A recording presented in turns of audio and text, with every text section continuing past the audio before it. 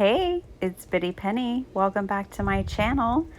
Today, it's no dice, no problem. And this will be the mountain edition. So it's going to be inspired by my Google search. So I had a feeling that this would be a pretty easy one to tackle. And I'm just showing you here like what it looks like if I just search for mountain images, but if I change that to mountain illustrations, then you'll see the difference here. So I'll just do that really quick, and you'll see the kind of look that I'm going for today. And yeah, this is what I had in mind. Something like this would have been fun. I tried it, it didn't work, but this did. So this is kind of more of where we're headed today. I'm going to make 3 cards. I have this box of scraps of solid colored cardstock, and I've been keeping it for no dies, no problem. So I'm just going to dig through here real quick and grab a few color combinations that I like. And today I'm going to make 2 slimlines, one that'll be horizontal, one that'll be portrait, and then I'm also going to make an A2 size card. So here we go. This will be our first vertical slimline card. I was really lucky because the 3 colors I wanted to put together were virtually the same length and the length that I need for my card. So these are 8.5 inches long. And as you can tell, I'm just cutting a rough edge, making it a different variable, look a little different each time, kind of giving it the same motion with my sticker or with my scissors, but making each one unique. So when you take this approach, obviously every card you make is going to be different. The only way around that is if you created a template, which you could totally do. So with these 3 mountain ranges, if you really liked them, then you could trace them out on a piece of paper and make a template. I also had some vellum in my box, so I decided to put that in the back as well. And now that I have everything lined up just the way I want it, then I'm going to use some washi tape to hold these pieces together. Now I'm kind of using my mat here and making sure it all lines up so that I have an idea of exactly how it'll fit on my card. And there it is. So I did bring in this, I think this is milled lavender from Tim Holtz Distress Oxide for my sky. I thought it would be fun to have this soft purple sky with this mountain range, and I really just love this one. I kind of wish I would have made templates myself from these, but I was just in the workflow doing my thing and moving on from card to card. So I glued all of these down. So here, since I kind of have everything flush at the bottom like this, then I don't have to worry about placement because I know that all the pieces go flush to the bottom of the card, so lining them up again won't be that much of a problem. I did bring in this stamp set. It's long since been retired, but I really love the sentiments in this one, and so I thought of it when I thought of this card design.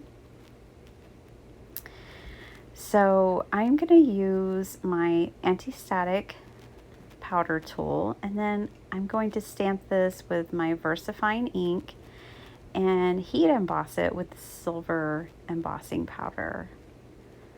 And I really like the contrast that this gave on this brown paper, and I decided to pop this up.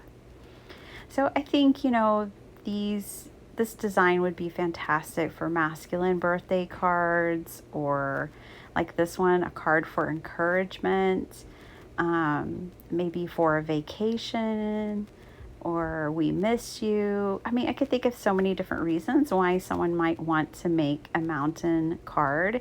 And I've been the want monster, as the frugal crafter would say, has been really urging me to get the Tim Holtz mountain dies. I don't know if y'all seen the most recent ones with all the layers, but I was trying to fight back that urge by making my own mountains. Sometimes I find that that really works for me.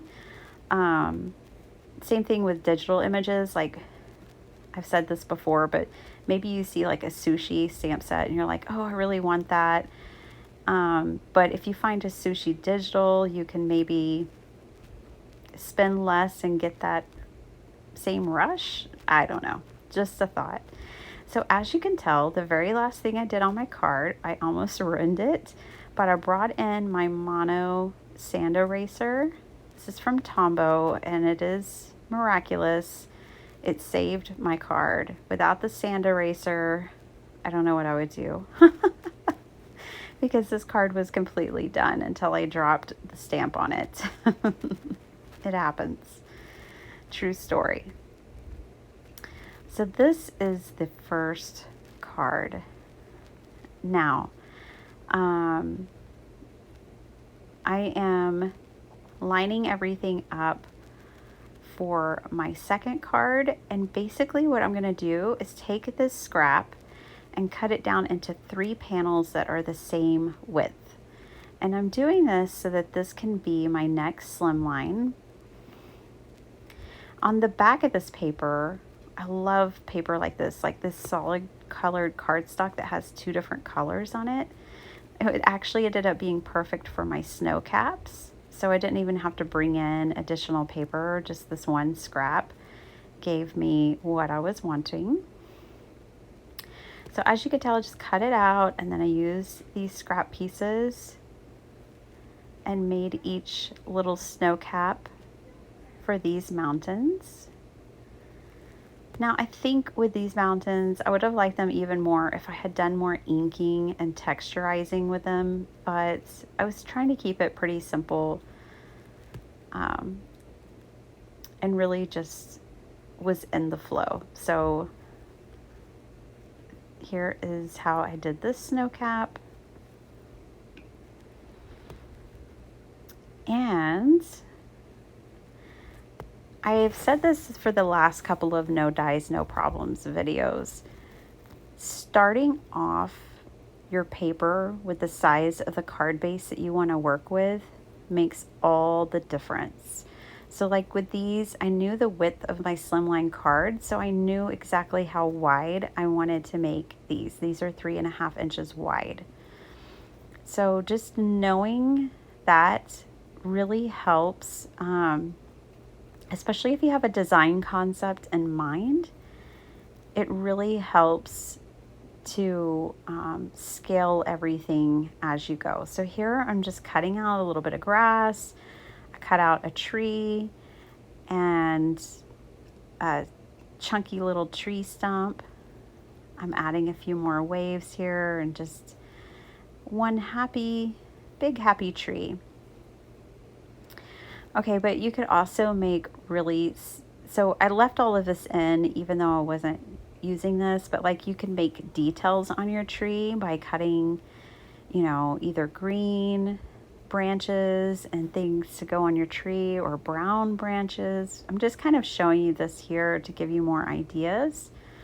But yeah, you could definitely accent these with hand cut leaves or branches, whatever you like. You could cut smaller pieces. I want to do that again. I want to do like a whole no dies for trees. I have lots of ideas. But on this one, I wanted to keep the lines really clean since the mountains are really clean. Here's another version of a tree just doing triangles. So those are totally an option. I'm actually going to use those on the inside of my card. So now I've got my card base out. I'm going to start playing around. I realized that this card base was a little bit smaller Another idea I had was to use like the vellum strips to where it could look like misty clouds in the mountains. I know when we're in Jamaica, um, it's so beautiful being up in the mountains and just the mist in the mountains. I love it. I always love that when it's portrayed in Japanese art as well. It's just beautiful. All right, so I did a very quick ink blending on my background for my sky. I went ahead and cut out some vellum clouds, and I'm going to run those through my Xyron sticker maker so that the adhesive doesn't show. And just kind of stick these down. This card is just to me, just very clean and modern. And of course, very simple to make. No special dies, none of that required. In case you're still here and you don't know already, I have quite a few no dies, no problems videos where I tackle different subjects like this, and they're all in a playlist here on my channel. And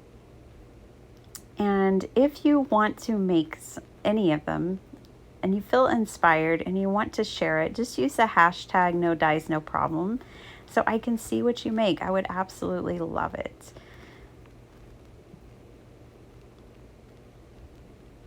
All right, so I did add, a little bit of ink blending on the grass and the trees. I just really think that helps amp things up, even if you're just doing the edges. Gosh, I've just been talking so much about this process. I don't feel like I've been able to catch up with you guys. But our family has been hooked on this Nintendo Switch game called Overcooked. And we have been having such a blast. I just got done playing with the family. It's so amazing. I didn't even know if I was going to be able to do this voiceover because I felt like my head was too much in that game. I'm surprised I'm getting anything done. Another stamp set that I really wanted to incorporate with this design was this one from the Great Outdoors from Queen & Company. I'm setting my glue refill bottle there to keep my card closed because I don't want any more stamping errors. Okay, now I want to tackle the inside. I'm just going to again do a very quick ink blending on the sky and the grass.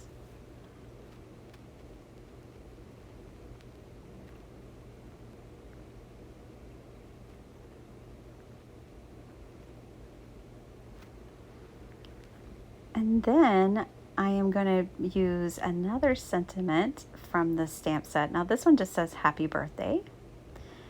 And I'm bringing in those triangle trees and kind of lining everything up. So you guys, if you're still listening, you're some of my hardcore fans. So Dr. Shub has a birthday coming up. It's November 13th. So I just wanted to put this out there that if you would like to send him a birthday card, that would be awesome. I'd love to surprise him with some of y'all's cards for his birthday this year. He loves music, soccer, plants, gardening, bonsai, movies, all of those things. So, and he would just love anything that you make for him. But you can send it to my P.O. Box 728, Hutto, Hutto, Texas 78634. You do have to address it to Biddy Penny, but you could put his name, you could put Dr. Shrub on the envelope, like on the back of it or something, and I'll make sure that he opens those. Just putting that out there. All right, last card. I had all these scraps on my desk. I really thought these colors went nicely together, and I wanted to do like a miniature version of the first two cards. And so I'm just taking these pieces and layering them up from dark to light. So dark in the front, light in the back. And now I'm just going to glue these together. Now on these, I cut them bigger than I wanted